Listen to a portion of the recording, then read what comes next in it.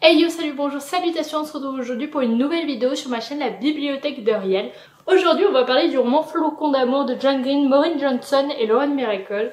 Juste avant que je commence, n'hésite pas à mettre un like si cette vidéo te plaît et à t'abonner si ce n'est pas encore fait, et c'est parti. Flocons d'amour, c'est un livre qui était depuis très longtemps dans ma pile à lire. Et je l'avais acheté pour la simple et bonne raison que John Green était un des auteurs. Il y a un max de reflets sur la couverture. Du coup, John Green était un des auteurs et j'ai aimé beaucoup de ses livres, notamment Qui es-tu Alaska et Nos étoiles contraires et encore Tortue à l'infini. Bref, à peu près tous ces livres, je les ai lus et je les ai quand même pas mal aimés à chaque fois.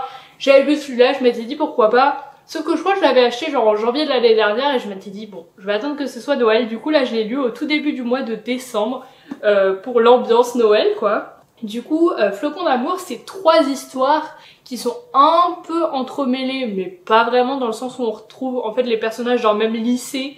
Mais souvent c'est pas les mêmes personnages, genre si on a déjà vu un groupe d'amis dans l'histoire 1, on va pas revoir ce groupe d'amis. Mais genre à un moment on va nous dire un prénom, on va se dire ah oui c'était celui de la dernière fois. Et du coup, en fait, toutes les histoires sont liées par un même événement un petit peu. C'est l'histoire, en gros, d'une tempête de neige, mais une tempête de neige tellement folle que ça bloque toutes les voitures, tous les trains. Enfin bref, tout le monde est bloqué chez soi. Et du coup, il va se passer plein d'histoires. Et on est surtout sur des histoires d'amour, dans Flocons d'amour. La première histoire, c'est celle d'une fille dont ses parents viennent d'être arrêtés pour une raison complètement délirante et elle se retrouve bloquée dans son train à cause de la neige. Dans la deuxième histoire, on a une histoire de rupture amoureuse, et dans la troisième histoire, on est sur une histoire un peu délirante de cochons, miniatures, etc. Enfin bref, vous l'avez compris, le but c'est de rigoler, de passer un bon moment, de penser à Noël, etc. Enfin tout se passe soit la veille de Noël, soit le jour de Noël, soit quelques jours après Noël. On a un thème commun, comme vous pouvez l'avoir compris. J'ai bien aimé le fait que les histoires sont entremêlées, mais pas vraiment, mais en fait c'était pas trop à ce à quoi je m'attendais. Je pensais que c'était vraiment un roman avec des chapitres qui allaient se succéder, avec à chaque fois genre John Green écrit un chapitre, Maureen Johnson écrit un chapitre, enfin bref vous avez compris le principe. Et du coup c'était pas trop ça, c'était plus 3 longues nouvelles qui étaient un peu entremêlées mais pas vraiment, donc c'était pas trop ce à quoi je m'attendais, c'était quand même bien.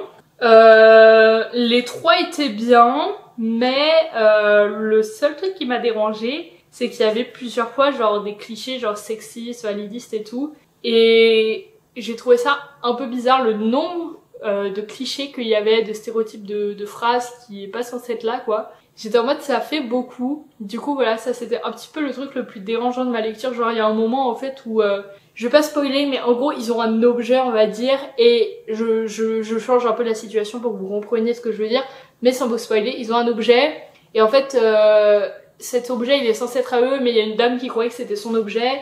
Ils savent pas quelle dame c'est, et en fait ils arrivent à la maison et ils disent j'espère que c'est pas un enfant parce que je serais pas capable de lui reprendre. Tu te dis logique, enfin qui voudrait reprendre un objet, et après elle dit ou j'espère que c'est pas une handicapée non plus, et j'étais en mode c'est un peu crazy de dire ça les gars.